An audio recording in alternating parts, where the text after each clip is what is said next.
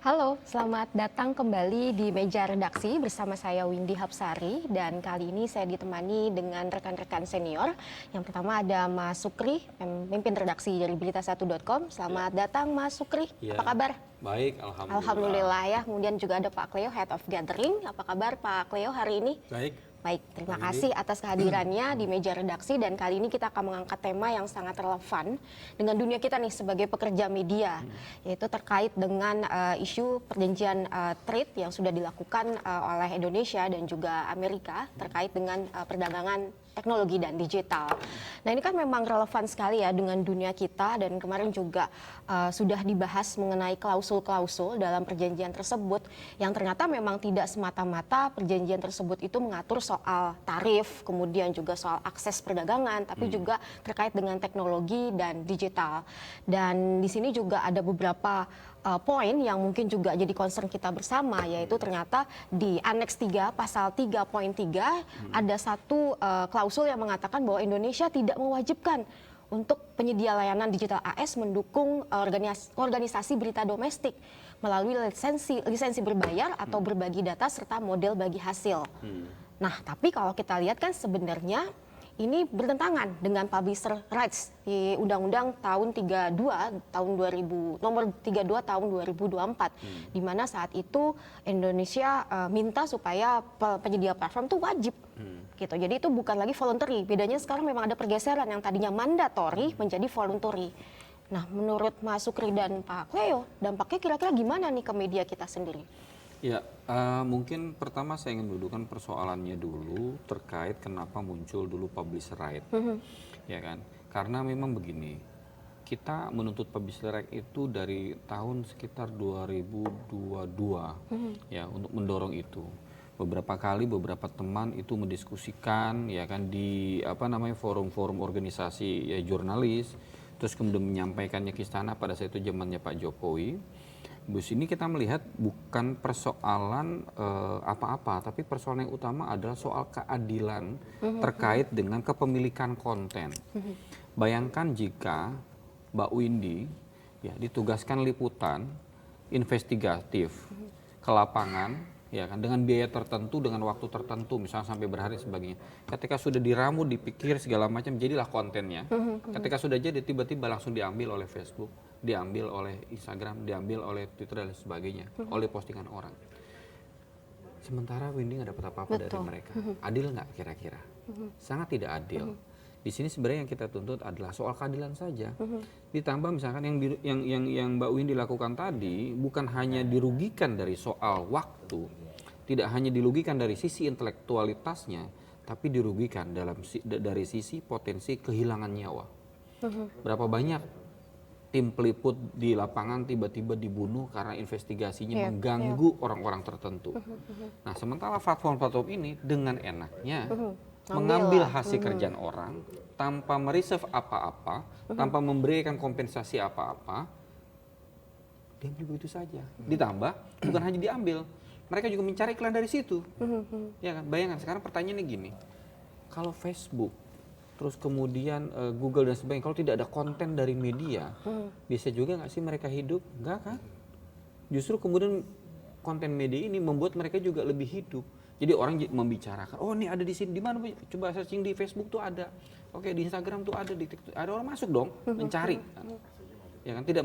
Tidak mencari langsung ke portal berita1.com, tapi melalui sosial media dulu. Artinya mereka mendapat keuntungan. Nah, sementara ketika mereka mendapat keuntungan, keuntungannya dimakan sendiri, ya kan? Udah mereka ngambil data kita, ngambil hasil kerja kita, karya intelektual kita, tapi kemudian kita tidak mendapatkan apa-apa. Dan mereka mengambilnya di negeri kita sendiri. Ini sudah lebih dari penjajahan sebenarnya. Dan kemudian publisher right itu hanya untuk penyeimbang. Bagaimana intelektualitas itu dihargai. Jangan kemudian, mohon maaf, misalkan Amerika berteriak soal hak cipta di negaranya dengan keras, tapi di negara lain dia mengambil hak cipta orang lain. Ini yang harus didudukan persoalannya. Jangan gitu dong. Anda mau nggak misalkan ketika Anda bikin Facebook, ya, tapi kemudian Facebooknya ditiru, diamati, dibikinlah di Sudan misalkan, diteriakin oleh Trump misalkan, wah hak cipta kita diambil segala macam. Di sisi lain mereka mengambil hak cipta dari jurnalisme yang positif. Disinilah ada ketidakseimbangan itu. Makanya kan kemudian kita dorong publisher right. Walaupun per hari ini kita belum merasakan betul dampak dari publisher right, tapi minimal sudah ada concern untuk menuju ke sana. Nah, dilalah ketika sudah menjadi aturan publisher right itu, kita sedang menunggu nih, kita sedang mengorkestrasi bagaimana ini ada dampaknya. Tiba-tiba muncullah agreement ATR ini. Di mana di agreement ATR ini platform Amerika tidak boleh dikenakan sharing dengan media Indonesia. Nah, ini maksud saya tinggal bagaimana keberpihakan. Saya rasa di sini diuji pemerintah Presiden Prabowo keberpihakannya kemana. Apakah keberpihakannya ke rakyat Indonesia atau keberpihakannya ke orang asing. Selama ini kan kita selalu lihat Pak Prabowo itu selalu mengatakan rakyat saya anti asing. Kita uji. Oke. Ini kita uji Pak Prabowo. Di sini saatnya menguji Pak Prabowo. Apakah Pak Prabowo memegang teguh apa yang diucapkan dengan mengedepankan dan mengutamakan rakyatnya atau mengutamakan rakyat dari Amerika. Itu sih. Dan kalau kita lihat kan sekarang memang teknologi semakin berkembang ya. Mungkin tadi ada masalah ketidakadilan di sini dan mungkin tidak hanya semata-mata karena itu misalnya karena kita sudah memberikan laporan yang cukup baik dan tidak ada kompensasi di situ, tapi kan juga ada masalah revenue juga ya. Mungkin kita bisa mengalihkan ke situ. Bahwa teknologi yang ada sekarang ada AI overview di mana itu secara media online itu akan menggerus traffic ya karena memang sudah semua sudah bisa dilihat secara review dalam Google tanpa harus masuk ke dalam trafficnya. Kalau misalnya otomatis dengan trafficnya tidak masuk, kemudian impresinya berkurang, kemudian CTR-nya juga berkurang, kan otomatis juga akan mengurangi revenue atau pendapatan dari media massa. Nah, kira-kira dalam konteks ini gimana menurut Pak Cleo? Oke, kalau saya melihat gini ya, pertama dasar atau prinsip dasar terbentuknya dari agreement itu ya, karena kan di situ agreement perjanjian kerjasama itu kan asasnya kan timbal balik, resiprokal gitu kan. Artinya harusnya itu mengandaikan kedua belah pihak ada saling menguntungkan kan. Menguntungkan, nah ini lagi-lagi sikap Amerika seperti tadi disampaikan oleh Mas Sukri, ada standar ganda. Jadi ketika ada kepentingan Amerika di situ ya kan dirugikan, nah dia teriak, dia ingin ada prinsip keadilan. Namun dalam perjanjian ini itu yang terjadi adalah membuktikan lagi-lagi Amerika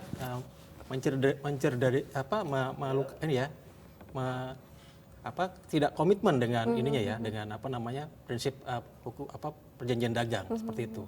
Nah, akhirnya di sini kita lihat dalam konteks media kita dirugikan ya. Nah, harusnya kan sebelumnya padahal pada saat sebelum ada ATR ini, itu kan publisher right itu kan macam jadi harapan lah, oase buat media ya. Betul. Di situ kita bisa ada dukungan buat jurnalisme berkualitas, karena memang ada dukungan dari platform digital untuk berbagi profit sharing, terus bagi keuntungan, lisensi berbayar dan lain-lain ya. Nah, namun hal itu belum terrealisasi, belum dinikmati, ibarat peribahasa ya. Layus belum berkembang gitu kan. Jadi apa yang didapat dari media gitu kan? Karena harusnya pemerintah bisa punya komitmen untuk mempertahankan kesepakatan ini ya yang sudah sudah diharapkan lah hasilnya oleh media. Namun di sini kita lihat ATR ini, perjanjian resiprokal ini kan menganulir ya kan. Mentorpedo atau membatalkan semua yang sudah disepakati. Nah, ini emang akhirnya tentu merugikan buat media kita ya. Padahal institusi pers itu sangat berharap ini bisa direalisasi ya kan, karena emang dampaknya tuh pasti sangat kuat ya buat pengembangan media ke depan gitu kan. Nah, namun kenapa ini seperti tadi Mas Sukri bilang, kita akan menguji ya posisinya di mana pemerintah dalam hal ini seperti itu ya. Nah, ini mungkin kita lihat ke depan ya kan, karena kan juga posisi sekarang ini masih dalam proses ya kan. Setelah ditandatangani, butuh ratifikasi. Apakah dalam proses 90 hari ke depan lah katakan sejak ditandatangani, ini akan arahnya kemana gitu kan. Ini kita mungkin media harus bisa sama-sama mengawal ya kan, mengawal bahwa ketika kepentingan media nasional itu dirugikan ya, memang harusnya kita sama-sama untuk bisa memperjuangkan ini ya. Untuk yang lagi-lagi tadi prinsip keadilan harusnya itu menjadi hal utama ya, prinsip dasar lah buat pengembangan media kita.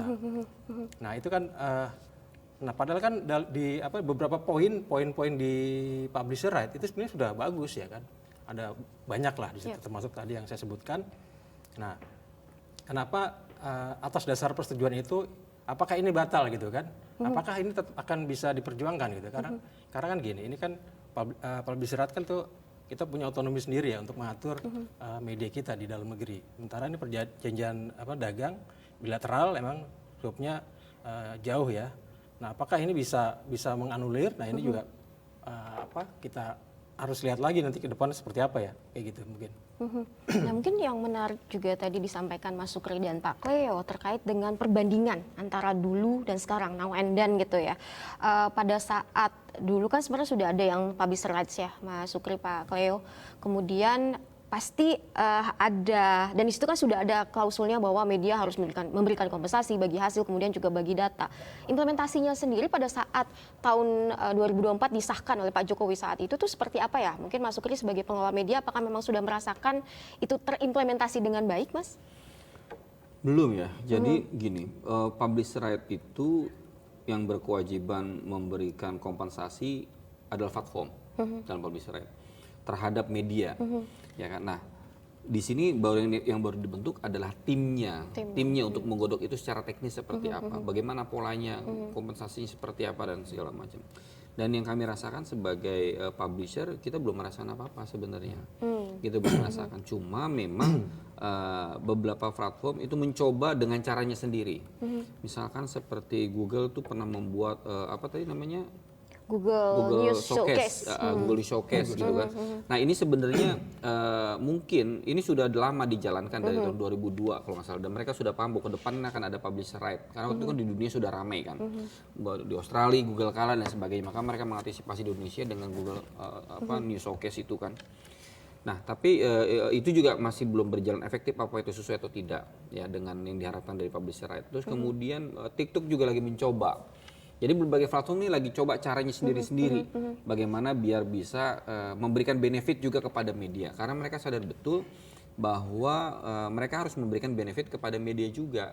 Monetisasi kan TikTok kan sudah ada monetisasinya dan segala macam. Nah di luar dari itu saya pikir tadi gini, yang perlu kita tekankan dari persoalan ini adalah tadi lagi-lagi kembali ke persoalan keadilan dalam pemberitaan. Jadi gini Mbak Windy, Mas Cleo, media ini sebenarnya sudah mengalami disrupsi luar biasa. Dari kita disrupsi ke digital, koran banyak mati. Pertama disrupsi digital dulu, ya kan, koran semuanya berubah menjadi online. Kemudian ketika sudah online ada disrupsi lagi sosial media, ya kan, sosial media di mana sosial media sekarang platform mengambil konten-konten kita dengan mudahnya tanpa riset segala macam. Dan sekarang kita juga sedang menghadapi disrupsi dari artificial intelligence atau AI, ya kan. Nah, di masalah-masalah ini media ini sedang struggling semuanya. Ya, kita sedang mengalami struggling. Makanya tidak heran ketika teman-teman di pemberitaan itu melihat ada media yang PHK, ada media yang ditutup, ada yang PHK karyawan dan segala. Memang tiga disrupsi itu luar biasa kepada kita. Nah, makanya kemudian ketika datang lagi undang-undang ATR ini membuat media menjadi semakin tertekan gitu loh. Nah, lalu apa dampaknya? Misalkan ada yang ngomong begini, misalkan, oh media harusnya beradaptasi dan segala macam. Kalau misalkan pemerintah membiarkan ya media berjalan sendiri menghadapi masalah ini, mungkin ada yang berhasil, mungkin banyak juga yang tidak. Tapi kerugian yang besar yang dialami pemerintah adalah bahwa pemerintah akan kehilangan sumber informasi yang dapat dipercaya. Karena media-media yang menjaga integritasnya, yang menjaga jurnalismenya, jurnalisme positifnya, itu saat ini sedang berjuang. Kalau ini dibiarkan dan mati, pemerintah akan kehilangan. Dan perlu diingat, satu contoh saja, tidak usah saya tarik terlalu panjang ke masa lampau. Satu contoh saja, ketika terjadi peristiwa kerusuhan di bulan Agustus tahun lalu, siapa yang menjaga NKRI? Apakah kemudian influencer? Tidak. Apakah homeless media? Tidak. Yang ngejaga itu adalah kita. Yang ngejaga itu adalah media-media mainstream, di mana ketika ada penjarahan, tidak kita naikkan, tidak kita live-kan di televisi segala macam. Disebutkan bahwa kita dibayar pemerintah, padahal tidak.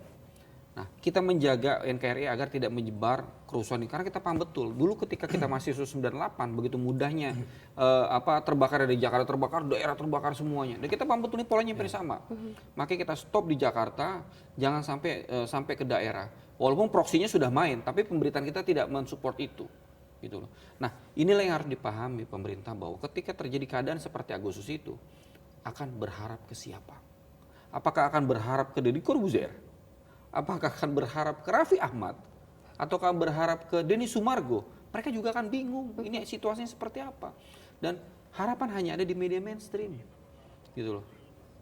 Karena kita sudah memahami tipologi yang seperti ini. Jadi kita akan menyortir mana informasi yang valid, mana yang tidak hoax dan segala macam.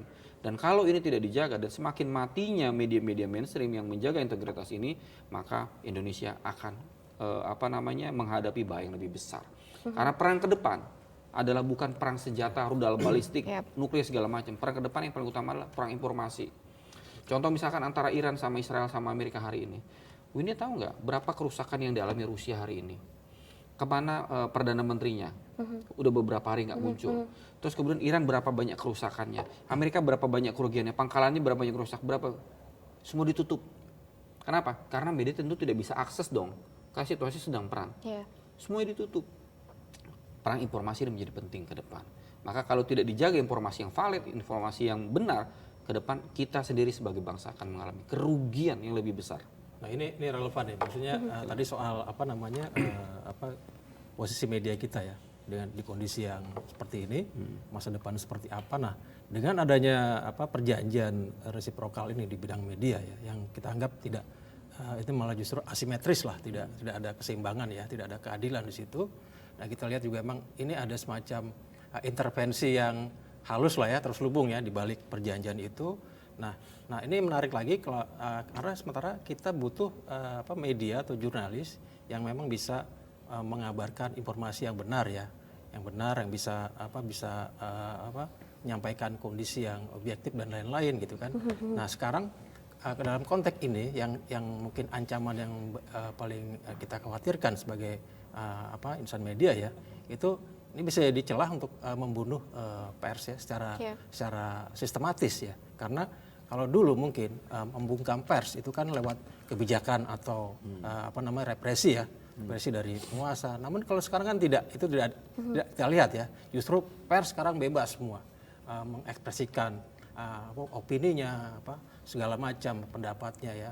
Masyarakat juga bisa berpartisipasi, pokoknya ada kebebasan di situ. Namun artinya kalau kita lihat perbedaan yang dulu dengan yang sekarang, kalau yang sekarang ini emang yang sangat sensitif ya, karena media itu mati karena emang dia tidak bisa membiayai dirinya ya, karena emang darahnya itu habis ya, apalagi dia tidak punya logistik untuk membiayai. Dan ini kan kita harapkan lewat publisher right itu kan ada suntikan segar lah ya dari bagi hasil ya, profit sharing dari konten kita yang dipakai oleh platform digital. Nah, namun dengan ini artinya ditutup kerannya, dan ini secara diam-diam kita akan di tengah keruntuhan media kita saat ini ya, karena memang ada persoalan disrupsi, terus juga masalah kapital, masalah model bisnis yang berubah. Nah dengan seperti ini artinya media jadi gampang mati lah seperti itu ya, karena memang tidak memiliki modal bisnis ya, yang justru di sini yang saat ini itu modal itu menjadi kekuatan untuk bisa melakukan ekspansi, pengembangan dan lain-lain gitu kan. Di samping mungkin produk-produk yang berkualitas itu kan memang harus didukung oleh modal yang cukup ya. Nah, jadi nggak mungkin juga kalau kita bisa memproduksi sebuah berita atau konten itu dengan modal yang pas-pasan atau apa adanya gitu. Itu kan akan relevansinya akan kelihatan di situ nah harusnya di situ. Jadi dampaknya sangat luar biasa sih kalau memang ini tidak dicoba untuk diatur ya. Nah, apakah ini bisa? Sebenarnya kan model seperti ini kan udah dilakukan oleh sejumlah negara ya. Kayak di Australia itu kan ada model-model kayak semacam publisher right juga ya. Itu yang memang ada membagi keuntungan ya antara media di sana dengan platform digital gitu kan. Terus juga di Kanada, terus juga di negara-negara Eropa gitu kan. Di Prancis juga ada. Prancis juga ya yang mempelopori ya. Artinya model-model bisnis kayak gini sebenarnya sudah berjalan gitu kan. Sudah bisa diatur gitu kan. Nah, kenapa Indonesia posisinya seperti ini? Lemah ya dalam negosiasi tawar menawar ya. Padahal pengakuan dari pemerintah itu sudah sudah kuat pada saat Perpres Peraturan Presiden 32 2024 itu muncul ya istilah publish rate tadi. Nah, kenapa itu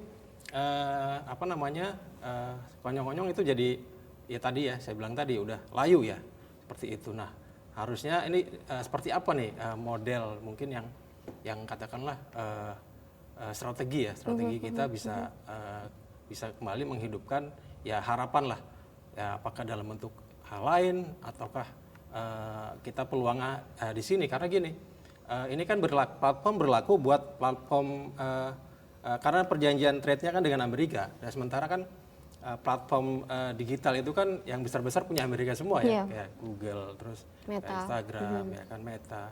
Nah, tidak ada platform lain mungkin ada, tapi kan kecil, yang dominan kan itu.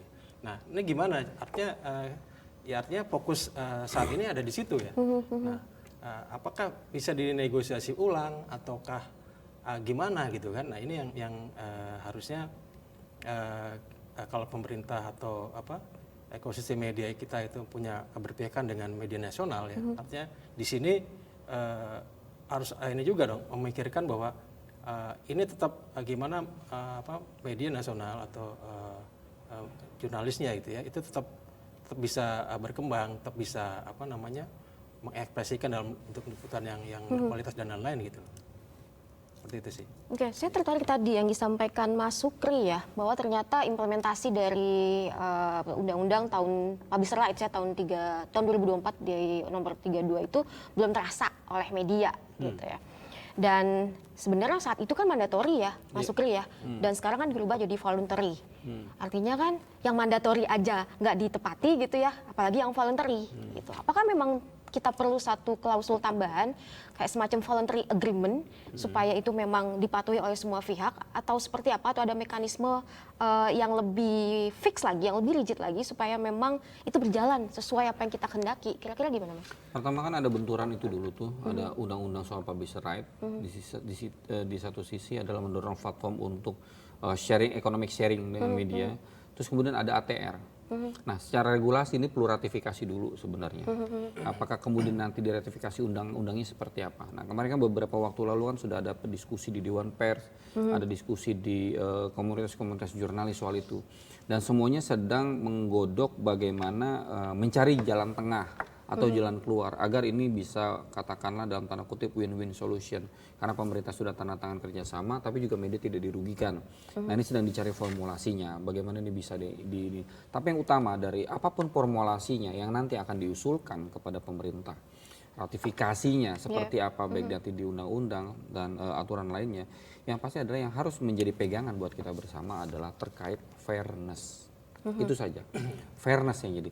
Toh kalau misalkan kita kedepankan ke teman-teman di platform, saya sering ketemu beberapa teman-teman platform baik Facebook ataupun TikTok. Ketika saya utamakan soal fairness itu, mereka juga sadar kok bahwa oh iya, gue akan bertindak adil kok dengan kalian, tapi please kasih tau gue gimana caranya bertindak adil itu, gitu kan? Apakah gue harus bayar, ada berapa, misalnya bayar ke media 50 juta per bulan dan berapa banyak medianya? Dan sementara media di Indonesia ini kan udah puluhan ribu. Yang sudah diverifikasi di WordPress aja sudah 1000-an. Nah, belum lagi yang lainnya. Nah, itu bagaimana polanya? Nah, itu kan yang perlu dirumuskan secara rinci. Sehingga para platform ini juga, seandainya saya mengeluarkan uang ke siapa dan berapa jumlahnya. Nah, itulah yang kira-kira butuh. Saya lihat sih ada niatan baik ya dari beberapa platform untuk melakukan itu ya. Tinggal memang niatan baik itu harus tetap dijaga dengan undang-undang. Ya, agar nggak cuma voluntary aja yang tadi Windy bilang. Nggak hanya voluntary aja, ya kalau voluntary aja sehari ini mau ngasih besok belum tentu bisa ngasih, ya kan. Nah kalau bisa memang jalan tengahnya misalnya voluntary agreement, kita kerjasama. Oke ya kita akan ngasih setiap bulan tapi ini segala macam. Nah itu yang perlu digodok dan saat ini mungkin sedang dibahas di Dewan Pers dan beberapa asosiasi media agar ini lebih rigid.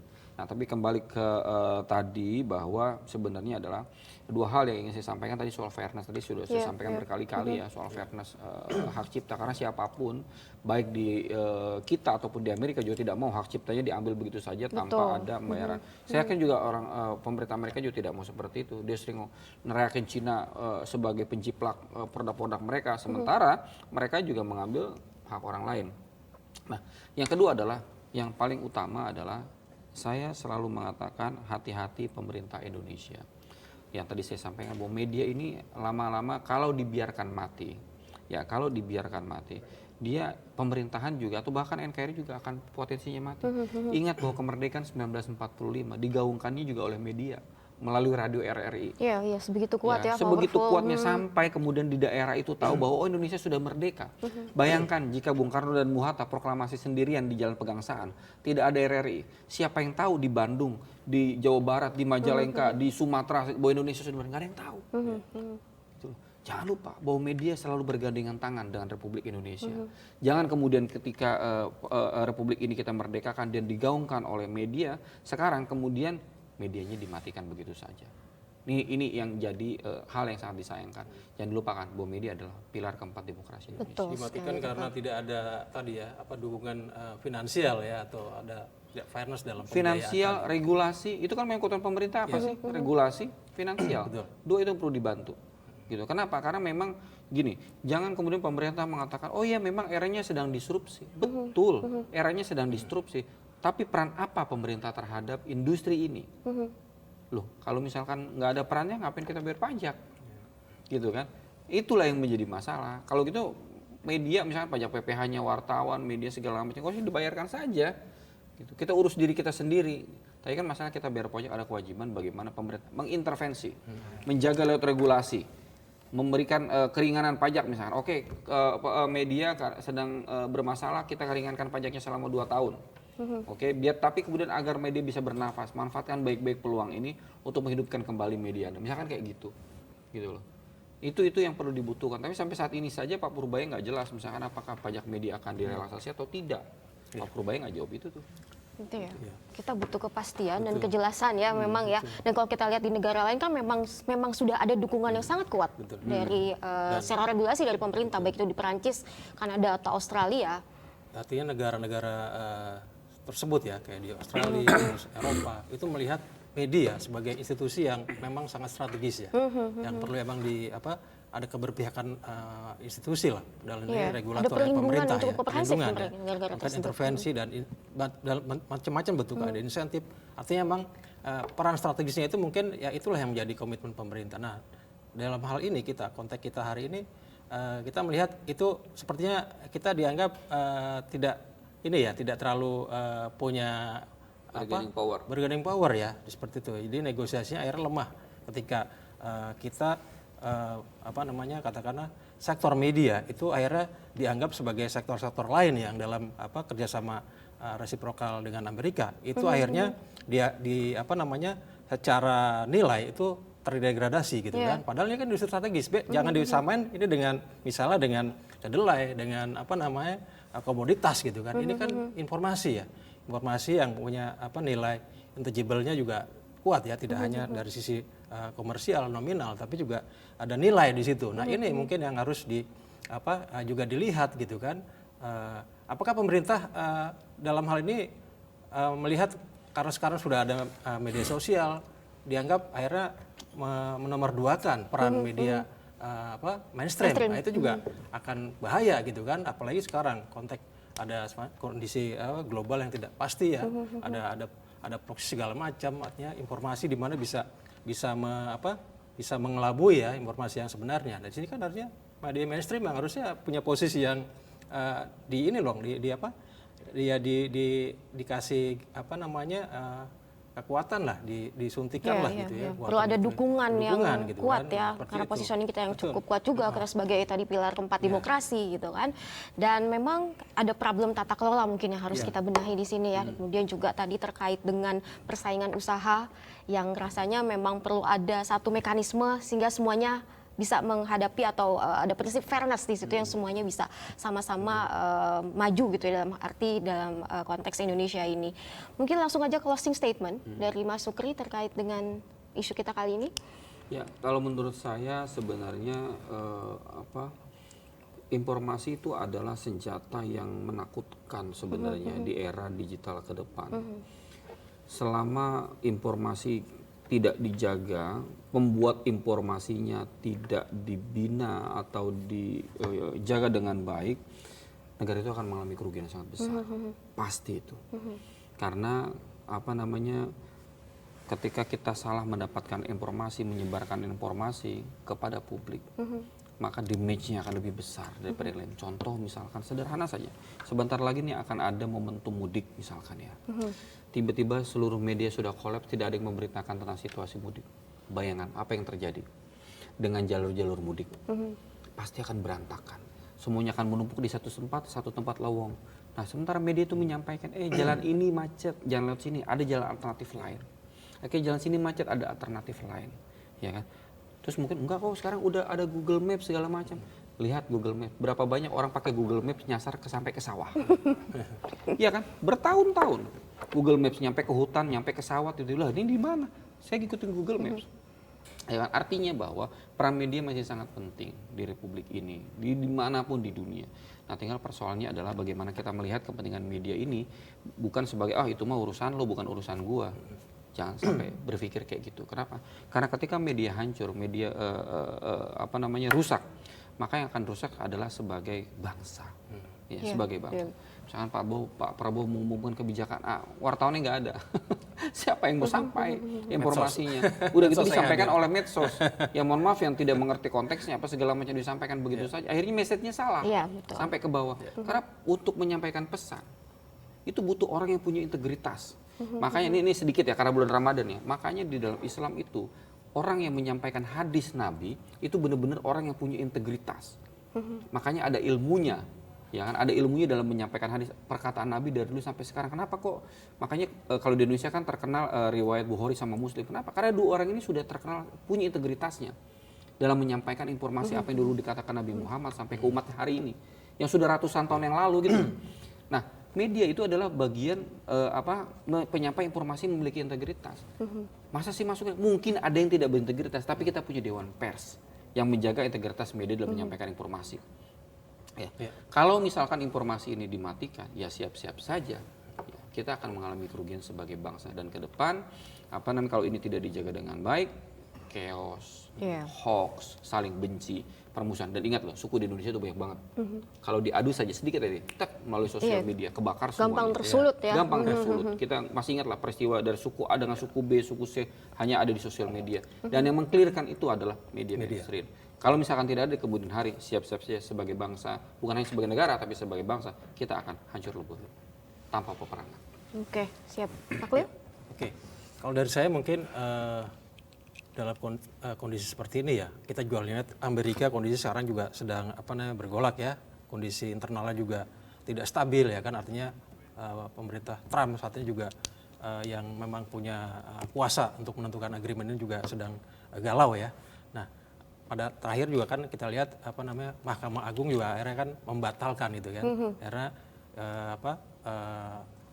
tarif juga akhirnya kan berubah dari 32, 19, terus akhirnya sekarang 15 ya, artinya memang sedang tidak stabil kondisi sana. Nah, momentum ini harusnya juga pemerintah melihat ya, apalagi dalam kesepakatan kemarin itu kan disebutkan bahwa perjanjian ini itu baru resmi setelah ada pengesahan dari Dewan, dari PR kita ya, legislatif. Artinya memang ini masih posisi yang masih bisa dievaluasi ya kan, belum harga mati ya, artinya belum bisa diimplementasi. Nah, artinya di sini sekarang bola ada di tangan DPR, katakan seperti itu ya. Saya yakin pemerintah dalam hal ini Presiden Prabowo juga melihat, karena polemika kan sangat kuat di sini kan, ada hampir semua orang menolak lah katakan seperti itu, karena ini kan merusak institusi ya, atau ekosistem media seperti itu, bisnis segala macam, masuk juga masalah lapangan kerja.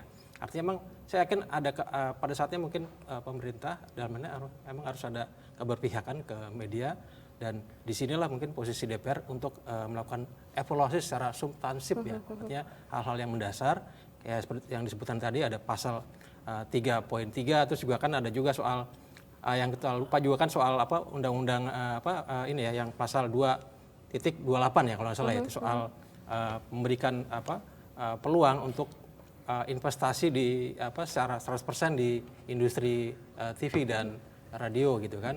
Nah, ini kan juga akhirnya bisa bahaya juga ya, padahal di undang-undang pers itu di undang-undang penyiaran juga kan maksimal tuh cuma 50% ya, tapi ini bisa 100%. Artinya pasal-pasal terkait dengan agreement tadi itu memang harus dievaluasi ya kan, dan harus pada akhirnya muaranya harus memberi keadilan ya buat fairness itu tadi ya. Industri media nasional. Kita juga tidak ingin menang sendirilah, tapi juga tidak ingin kita juga mati gitu kan, karena di sini ada intervensi yang berlebihan dari Amerika ya, seperti itu. Ya, seperti tadi Pak Cleo bilang bahwa ini adalah reciprocal, harusnya win-win solution ya Pak ya. Harusnya memang sama-sama bisa saling membangun ya, bukan saling mematikan kemudian memberikan satu porsi yang berat sebelah di satu pihak. Ya mudah-mudahan semua ini ada jalan tengahnya, karena memang masih dalam proses ya, dan kita berharap apa yang kita berharap pemerintah juga bisa memberikan evaluasi, bisa memberikan pencerahan untuk mendukung jurnalisme yang berkualitas. Baik, demikian meja redaksi kita pada hari ini. Sampai berjumpa kembali di meja redaksi berikutnya. Kami mohon pamit. Terima kasih. Terima kasih Mas Sukri, Pak Cleo, terima kasih banyak.